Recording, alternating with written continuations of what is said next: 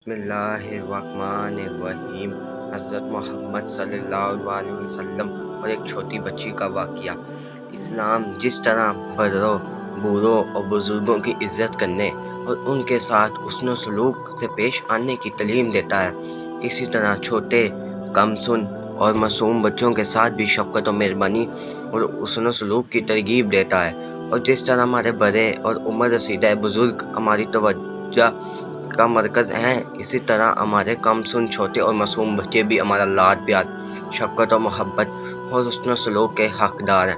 حضور نبی کریم صلی اللہ علیہ وسلم کا شعبہ زندگی کے افراد کے ساتھ حسن و سلوک مثالی اور قابل تقلید تھا ہی، لیکن کم سن، چھوٹے اور معصوم بچوں کے ساتھ جو آپ کا حسن سلوک اور لاڈ پیار تھا، وہ بھی خاصا قابل عشق اور قابل دیتا تھا۔ چنانچہ حضرت ابو قتادہ رضی اللہ عنہ فرماتے ہیں کہ ایک مرتبہ نبی کریم صلی اللہ علیہ وسلم باہر ہمارے پاس تشریف لائے۔ آپ صلی اللہ علیہ وسلم کے کندھے پر آپ صلی اللہ علیہ وسلم کی نواسی حضرت امامہ بنت ابی العاص رضی اللہ عنہ بیٹھی ہوئی تھی۔ آپ صلی اللہ علیہ وسلم نے اسی طرح نماز پڑھنی شروع کر دی۔ جب رکوع میں جاتے تو انہیں نیچے اتار دیتے، اور جب سجدے میں سر اٹھاتے تو انہیں پھر اٹھا کر بٹھا لیتے۔ صحیح بخاری کی حدیث ہے۔ حضرت انس رضی اللہ عنہ فرماتے ہیں کہ ایک عورت اپنی 2 بیٹیاں لے کر حضرت عائشہ رضی اللہ عنہ کے پاس آئیں۔ حضرت عائشہ رضی اللہ عنہ نے اسے 3 کھجوریں دیں۔ اس نے ہر بیٹی کو 1 کھجور دی اور 1 کھجور اپنے منہ میں رکھنے لگی۔ وہ دونوں بچیاں اسے دیکھنے لگی۔ اس پر اس نے اس کھجور کو نہ کھایا، بلکہ اس کھجور کے 2 ٹکڑے کر کے ہر ایک کو 1 ٹکڑا دے دیا اور چلی گئی۔ پھر نبی کریم صلی اللہ علیہ وسلم تشریف لائے تو اس عورت کا یہ قصہ انہوں نے آپ صلی اللہ علیہ وسلم کو بتایا۔ حضور نبی کریم صلی اللہ علیہ وسلم نے فرمایا، وہ اپنے اس مشفقانہ رویے کی وجہ سے جنت میں داخل ہو گئی ہے۔ حضرت انس رضی اللہ عنہ فرماتے ہیں کہ ایک دن میں، میری والدہ اور میری خالہ ام حرام نبی کریم صلی اللہ علیہ وسلم کی خدمت میں حاضر ہوئے۔ آپ صلی اللہ علیہ وسلم کے گھر والوں نے ہمارے لیے دنیا اور آخرت کی ہر بھلائی کی دعا کی۔ میری والدہ نے عرض کیا، یا رسول صلی اللہ علیہ وسلم، آپ صلی اللہ علیہ وسلم کا یہ چھوٹا سا خادم انس ہے، آپ صلی اللہ علیہ وسلم اس کے لیے دعا فرمائیے۔ اس پر آپ صلی اللہ علیہ وسلم نے میرے لیے ہر طرح کی بھلائی کی دعا فرمائی اور آخر میں فرمایا، اے اللہ، اس کے مال، اس کی اولاد میں کثرت عطا فرما اور اس کو برکت نصیب فرما۔ حضرت انس رضی اللہ عنہ فرماتے ہیں کہ میں نے 10 سال حضور نبی کریم صلی اللہ علیہ وسلم کی خدمت کی۔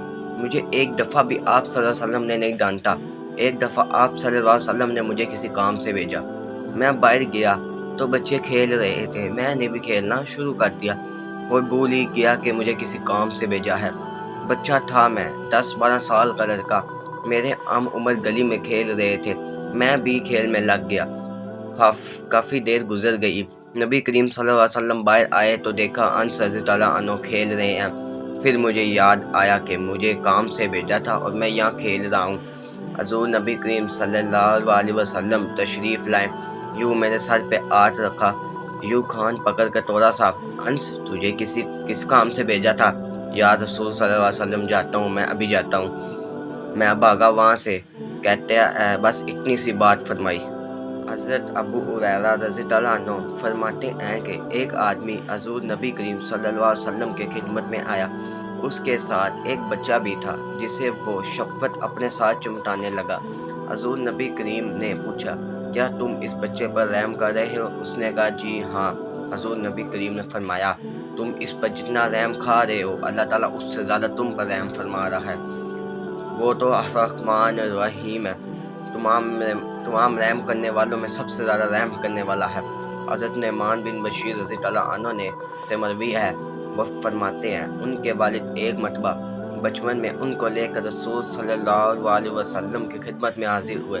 وہ انہیں گود میں لیے ہوئے تھے۔ ان کے والد نے رسول صلی اللہ علیہ وسلم سے عرض کیا، یا رسول اللہ صلی اللہ علیہ وسلم، میں آپ کو گواہ بناتا ہوں کہ میں نے نعمان کو یہ چیزیں دے دی۔ آپ صلی اللہ علیہ وسلم نے پوچھا، تم نے اپنے سارے بچوں کو دیا ہے؟ عرض کیا، نہیں۔ آپ صلی اللہ علیہ وسلم نے فرمایا، تو پھر کسی اور کو گواہ بناؤ۔ اس کے بعد آپ صلی اللہ علیہ وسلم نے فرمایا، کیا تمہیں یہ پسند نہیں ہے کہ تمہارے سارے بچے تمہارے ساتھ حسن و سلوک کرنے میں برابر ہوں؟ عرض کیا، کیوں نہیں؟ تو آپ صلی اللہ علیہ وسلم نے فرمایا، پھر ایسا نہ کرو۔ ایک مرتبہ آپ صلی اللہ علیہ وسلم کی مجلس میں پینے کی کوئی چیز لائی گئی۔ آپ صلی اللہ علیہ وسلم نے اسے نوش فرمایا۔ اس کے بعد آپ نے دیکھا کہ آپ کی دائیں جانب ایک بچہ ہے اور بائیں جانب صحابہ کرام ہیں۔